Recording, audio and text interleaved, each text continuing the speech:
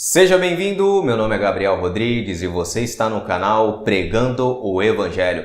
E eu gravei um estudo aqui no canal, meus irmãos em Cristo, faz alguns meses sobre o pastorado feminino e como as Escrituras não aprovam essa posição que as mulheres estão se auto-intitulando nas ditas igrejas modernas. E esse vídeo teve uma boa recepção e o vídeo alcançou mais de 11 mil visualizações para a glória de Deus. E se você não assistiu esse estudo, eu vou deixar ele fixado aqui nos comentários, ele tem apenas 10 minutos e também vai aparecer aqui em cima nos cards para vocês estarem acompanhando. O intuito de trazer esse vídeo não é trazer um ataque, mas uma admoestação amorosa a duas figuras públicas que têm se destacado com grande visibilidade entre os pentecostais, que é Camila Barros e Sara Shiva, que pode ser aplicada a milhares de mulheres que se auto-intitulam como pastoras no nosso país. E já me adiantando sobre alguns questionamentos que sempre algumas pessoas vão fazer, pois todo vídeo é assim, e muitas pessoas podem me criticar dizendo que eu não posso julgar as pessoas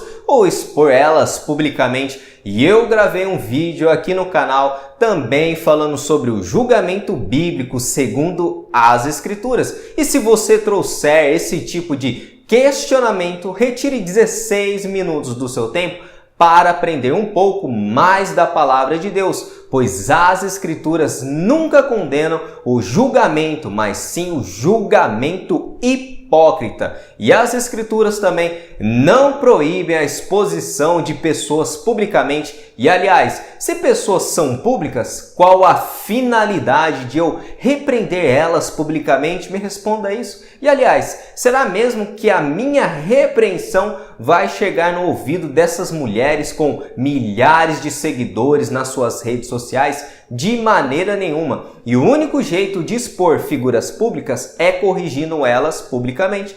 Veja um texto claro a respeito da exposição pública de quando alguém está pecando. Mas quando Pedro veio a Antioquia, tive de opor-me a ele abertamente, pois o que ele fez foi muito errado. No começo, quando chegou, ele comia com os gentios. Mais tarde, porém, quando vieram alguns amigos de Tiago, começou a se afastar com medo daqueles que insistiam na necessidade de circuncisão.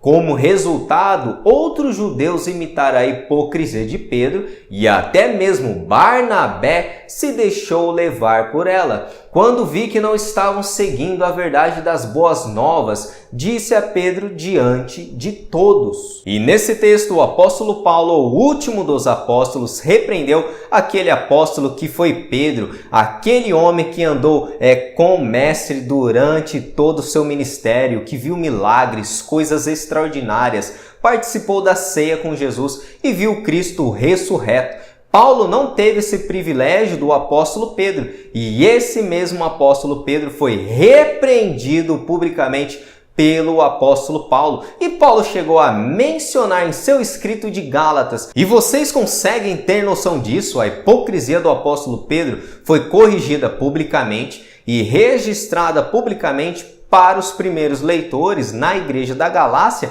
lerem a carta do apóstolo Paulo. E Paulo poderia ter pensado, será que eu mencionar isso na minha carta sobre o apóstolo Pedro e o seu erro, não seria melhor eu ocultar isso e não expor ele? E até hoje, meus irmãos, depois de 2000 anos, isso está registrado na carta de Paulo. Meus irmãos, quando se tratava do evangelho, Paulo era inflexível e Paulo não tolerava práticas contrárias ao evangelho. E Paulo lançou até uma maldição no começo da carta de Gálatas se alguém trouxesse um evangelho diferente do que os apóstolos estavam pregando. E aliás, os 4 evangelistas fizeram questão de não ocultar os erros ou os delizes dos apóstolos. E isso é muito bom para nós. Os apóstolos foram incrédulos, os apóstolos eles foram medrosos e também eles fugiram diante da crucificação de Cristo. E Pedro negou Jesus 3 vezes. E o apóstolo Pedro poderia ter feito uma reunião com Mateus, Lucas, João e Marcos, mencionando, olha, essa negação de Jesus, as minhas falhas, não registrem essas coisas, por favor, não coloque elas no livro, porque isso vai acabar com a minha reputação. Foi isso que aconteceu? Os pecados de Pedro e de outros apóstolos foram expostos publicamente para todos nós saberem. E o apóstolo do amor, que é João, também escreveu algo a respeito de um homem publicamente para corrigi-lo na igreja. Veja comigo. Escrevi à igreja sobre isso, mas Diótrefes, que gosta de ser o mais importante, se que recusa a receber-nos. E a palavra importante para classificar Diótrefes, mencionada por João, carrega a ideia de desejar ser o primeiro, expressando uma ideia de alguém que é egoísta, egocêntrico e interesseiro na igreja. E a linguagem está sugerindo alguém que se autopromovia, que não servia a ninguém na igreja, mas ele queria que todos servissem apenas a ele. E João escreveu isso para a igreja ler publicamente. Que vergonha, né, meus irmãos, para Diótrefes? E quantos Diótrefes nós não temos hoje na igreja, meus irmãos, que não querem servir, que querem apenas ser o primeiro, a estrela da igreja?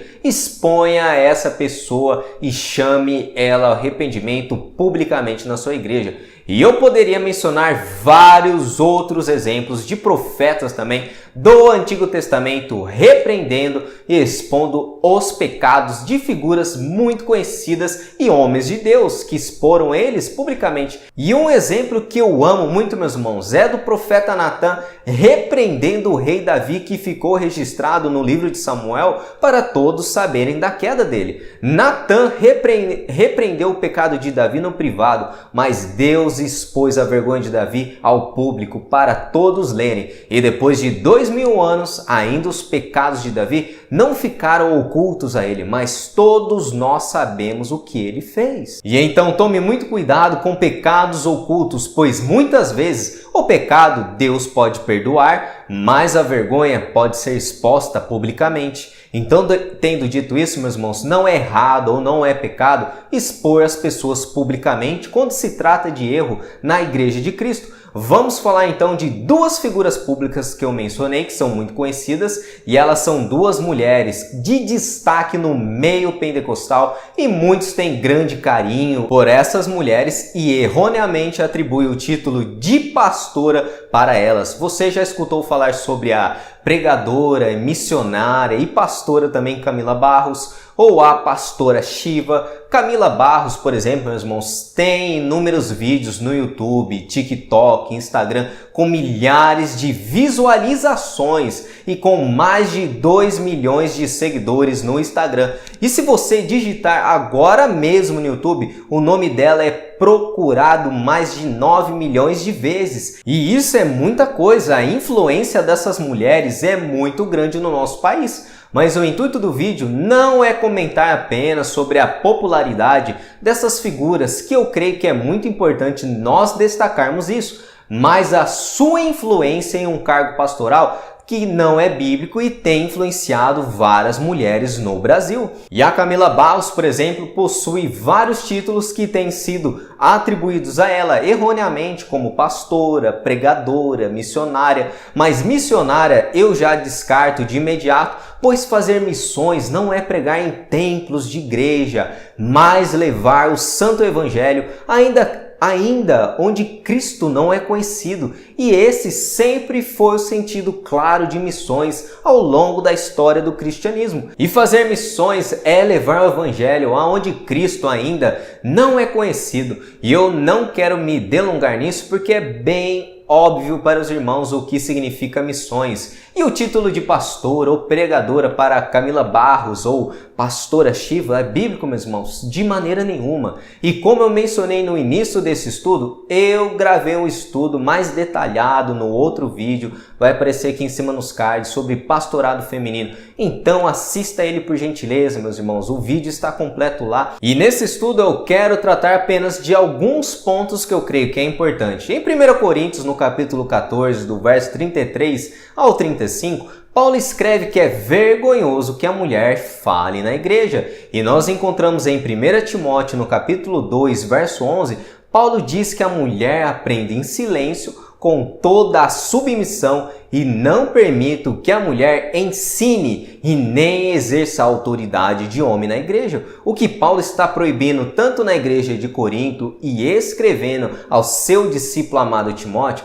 que a mulher não tem autoridade de homem para pregar na igreja de Cristo entre homens e mulheres. As mulheres na igreja de Corinto estavam produzindo, meus irmãos, desordem no culto, assumindo um papel de liderança. E vocês, mulheres que estão assistindo a esse estudo, vocês podem se perguntar: o que Paulo quer dizer que a mulher fique calada? Que posição machista é essa? Mas observe bem, Paulo está restringindo a uma pregação pública, onde se participam mulheres e homens. A mulher ela pode ensinar, mas só se for para mulheres ou em conferência de mulheres, mas fora de um contexto de igreja pública de homens e mulheres juntas. Cristo é o Senhor da igreja e é Ele quem estabeleceu os papéis de liderança. Ser contra isso é ser contra Cristo. E também é desobedecer o Espírito Santo de Deus, pois toda a Escritura é inspirada por Deus, e desobedecer um ensino tão claro nas Escrituras é desobedecer o autor das Escrituras, é entristecer o Espírito Santo. E se o tema das mulheres pregarem na igreja com autoridade não fosse um tema importante, Paulo, meus irmãos, não teria escrito sobre isso na igreja de Corinto, que era a igreja mais desordenada, que tinha divisão, inimizades, facções, mundanismo, exaltações dos dons do Espírito. E Paulo escreveu essa carta com um único propósito: tudo, porém, seja feita com decência e ordem. E como eu frequentei inúmeras igrejas pentecostais, eu posso dizer com toda prioridade e também com muita tristeza que muitas das igrejas pentecostais não têm ordem e decência. E se as mulheres elas estão pregando ou sendo pastoras dentro da igreja pública com homens, não há ordem e decência, mas bagunça e carnalidade e rebeldia contra a palavra de Deus. E outros pastores bíblicos como Paulo Júnior, Augusto Nicodemos, têm a mesma posição que a minha. E devido a essa rebeldia contra a palavra de Deus, as mulheres que estão pregando na igreja e assumindo cargos de liderança, elas devem renunciar. Então Camila Barros, Sara Shiva, Ludmila Feber, que faleceu recentemente, trouxeram um legado de rebeldia contra a palavra de Deus, e não obedecer às Escrituras é ser rebelde contra o Espírito Santo. E no final desse estudo, eu gostaria de indicar as palavras de uma ex-feminista que se converteu, que publicou um excelente livro com o título Feminilidade Radical, que foi publicado pela editora Fiel aqui no nosso país. E eu tenho esse livro aqui na minha estante, meus irmãos, olha, de cá para vocês.